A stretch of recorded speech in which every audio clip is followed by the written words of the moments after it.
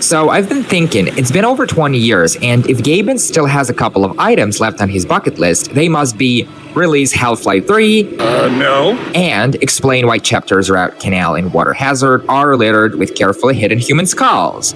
They bleed when you shoot them.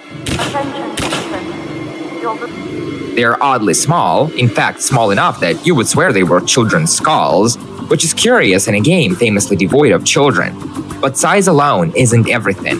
What really sets these skulls apart is how deliberate they feel. Every single skull found along Route Canal and Water Hazard is gonna be tucked away, out of sight, off the beaten path, in places you would never think to look, unless you were already suspicious. Make no mistake, these are no simple props, there to cozy up the place. They don't seem to be shiny gimmicks either, just begging for attention, because last I checked, there was no red banner screaming, "Hey, motherfucker, look at me, I'm right here." No, you must look and search if you're gonna find anything. And that raises the obvious question. If these skulls serve a purpose, well, exactly what is it? I'm Dave Newell. The skulls were first mentioned years ago in the Prima, official game guide, which noted at least 5 hidden skulls across Water Hazard. Since then, players have violated every square inch of the chapter and pushed the current count to about 13. Now, there might be more, but even 13 alone suggests this isn't mere coincidence. No. That's not to say Half-Life 2 lacks human skulls elsewhere. Barnacles, for example, will occasionally drop one after you kill them, which makes sense given their opportunistic feeding habits. But other than that, it's the only time human skulls look placed by hand, not spawned by the game. Now, curiously, some people have suggested they might be a Halo-style Easter eggs, a quick nod to those hidden skulls that unlock upgrades in Halo.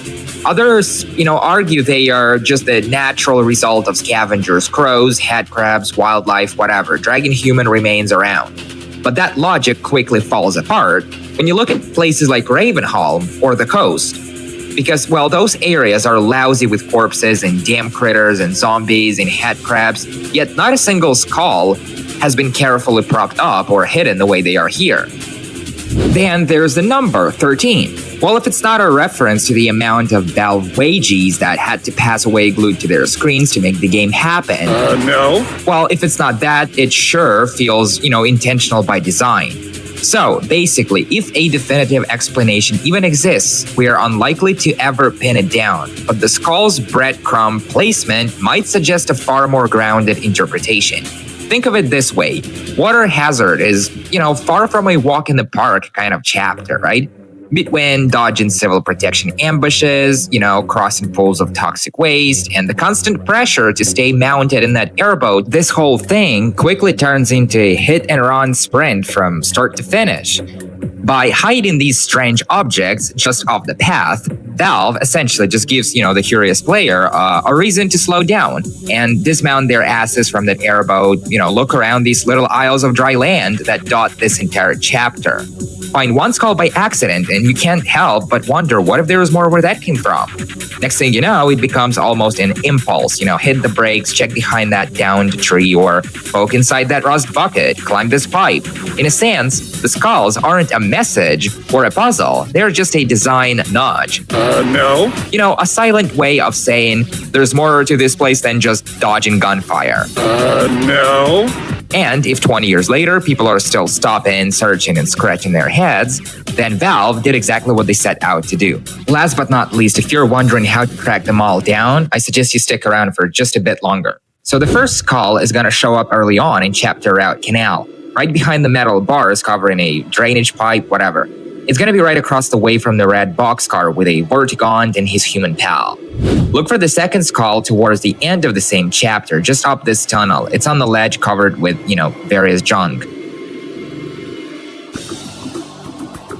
You won't find another one until you made it all the way to this ramp in Water Hazard.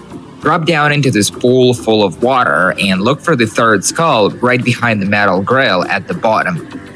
The next 2 skulls won't be long, they're just around the next bend up the canal. Look for a big drainage pipe with no cover. Climb inside and work your way all the way down. The 4th skull is going to be right there behind the supply crates. Now the 5th one is back outside. It's going to be hanging out inside a smaller pipe right over here. 2 more skulls are going to be waiting for you to come and get them a bit further away. So the first one is right past the big glitchy screen in one of the apartment buildings, and, around the next corner is a wooden ramp. Dismount and look under it. There it is. Number 7 is further up the river, right across from the Metro Cup ambush. Knock them down to look for it in peace and quiet. It's gonna be inside the tipped over fuel tanker or whatever it used to be. Number 8 is somewhat creepy, welcoming you into the next part of the canals from the top of a wooden pole with a traffic sign. Look for number 9, way later in the chapter, right? Wait to get ambushed by a small squad of Metro Cops. They'll come rappelling down from the bridge above, whack them nice and clean, and enjoy the next call. Number 10 is underwater near the beached ship, right across the way from the cargo depot manned by civil protection. I said it was underwater, so get ready to dive.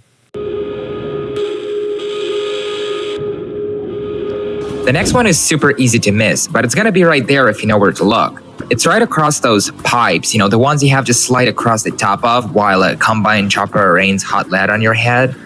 There it is. 12 can be a little buggy, and I would have never thought to look for it until, it should be on top of that blue container filled with whatever. A glitch may happen though where the skull drops down to the bottom, essentially just clipping right through the textures, but it's there. Last skull is near the dam, right? Look for a big red boxcar that's partially submerged with a log leading across to the top. Dive inside the boxcar. The skull is right there.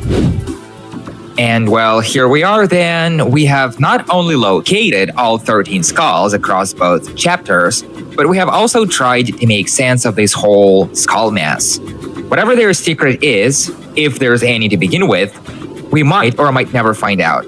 But until then, take care and ciao.